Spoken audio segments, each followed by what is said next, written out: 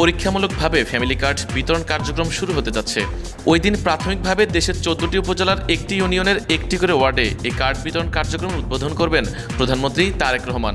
পরীক্ষামূলকভাবে কার্ড বিতরণের জন্য বগুড়া জেলার শাখারে ইউনিয়নের 3 নম্বর ওয়ার্ডকে বেছে নেওয়া হয়েছে।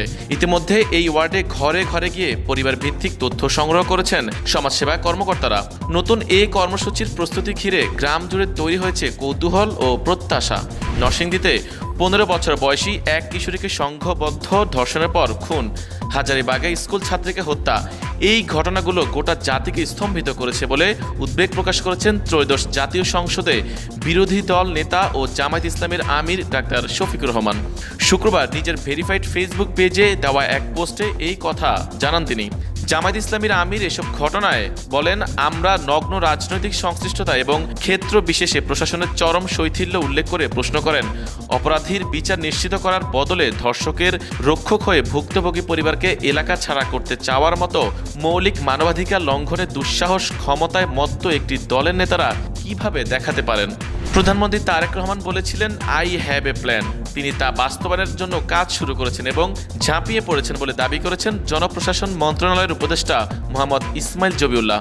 তিনি বলেন, একটি প্রতিষ্ঠানের সিইওর মতো প্রতিটি বিষয় ডিটেলস দেখছেন এবং সেভাবে কাজ আদায় করছেন। তিনি বলেন, সারা পৃথিবীর মধ্যে এটি চমকপ্রদ এবং ব্যতিক্রম।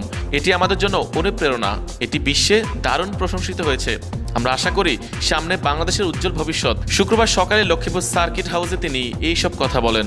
অটোরিকশার চোর সন্দেহে স্থানীয় বাসিন্দাদের হাতে আটক 4 ব্যক্তিকে উদ্ধার করাকে কেন্দ্র করে লক্ষ্মীপুরের রায়পুরে পুলিশের সঙ্গে স্থানীয় বাসিন্দাদের সংঘর্ষের ঘটনা ঘটেছে। বৃহস্পতিবার রাত 10টার দিকে উপজেলার ভূঁইয়া রাস্তা এলাকায় এই ঘটনায় 2 পুলিশ সদস্য সহ 15 জন আহত হয়েছেন। এই ঘটনার জের ধরে লক্ষ্মীপুর চাঁদপুর সড়কে আগুন দিয়ে প্রায় 3.5 ঘন্টা অবরোধ করে রাখেন স্থানীয়রা। এতে চরম ভোগান্তির সৃষ্টি হয়।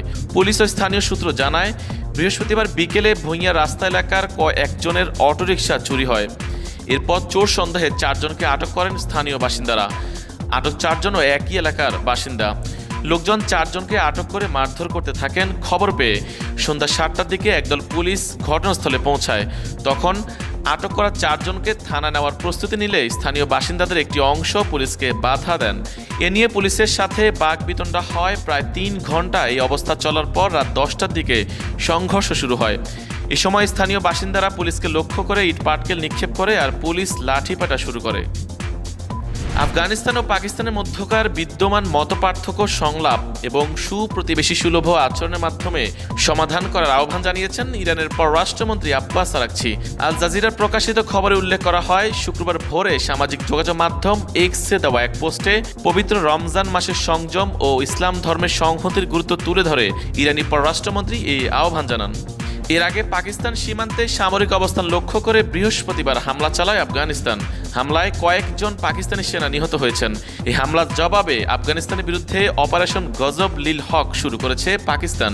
এই অভিযানের অংশ হিসেবে পাকিস্তানের বিমান বাহিনীর হামলায় ইতোমধ্যে কমপক্ষে 133 আফগান সেনা নিহত হয়েছেন এবং আহত হয়েছেন প্রায় 2 শতাধিক। এছাড়া আফগানিস্তানের সেনাবাহিনীর গোলাবারুদের একটি বড় ডিপো ইতোমধ্যে ধ্বংস করা হয়েছে। ভারত যুক্তরাষ্ট্রের যৌথ প্রযোজনায় নির্মিত হতে যাচ্ছে বাংলা ভাষার থ্রিলার চলচ্চিত্র ছেলে ধরা। ছবির প্রধান চরিত্রে অভিনয় করেছেন পশ্চিমবঙ্গের অভিনেত্রী স্বস্তিকা মুখার্জি।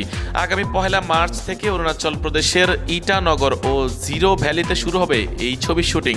ছবিটি লিখেছেন ও পরিচালনা করছেন শিলাদিত্য মল্লিক। তার আগের কাজের মধ্যে রয়েছে সোয়েটার ও সূর্য, যেখানে মানব সম্পর্কের শুকনো আবেগ এবং বাস্তবতার মিশেল ছিল স্পষ্ট।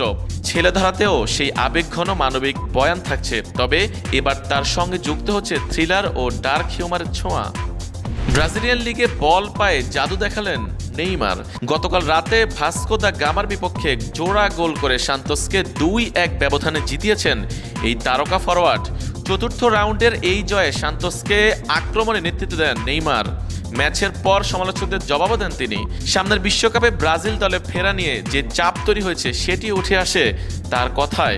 স্পোর্ট টিভিকে নেইমার বলেন, গত সপ্তাহে তারা বলেছিল আমি নাকি বিশ্বের সবচেয়ে বাজে খেলোয়াড়। আজ আমি 2টি গোল করেছি। এটাই গুরুত্বপূর্ণ, এটাই ফুটবল।